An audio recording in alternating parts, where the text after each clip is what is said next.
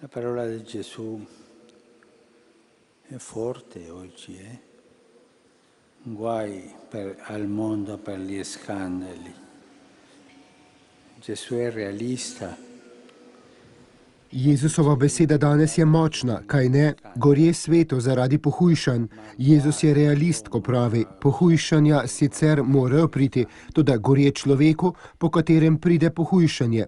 Preden začnem katehezo, bi vas želel v imenu cerkve prositi odpuščanja za pohujšanja, ki so se v tem zadnjem času zgodila tako v Rimu kot Vatikanu.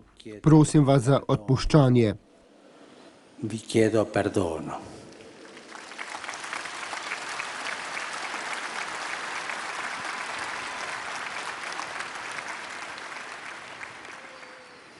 S temi besedami je papež Frančišek začel avdienco na trgu svetega Petra. Njegova kateheza je sicer govorila o obljubah, ki jih damo otrokom.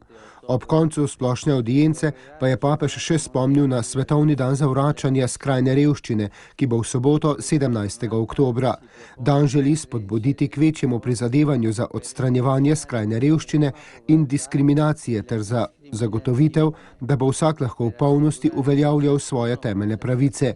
Vsi smo povabljeni, da ta namen naredimo za svojega, da bi Kristusova ljubezen dosegla in dvignila najrevnejše in najbolj zapuščene brate in sestre, je poudaril papež Frančišek.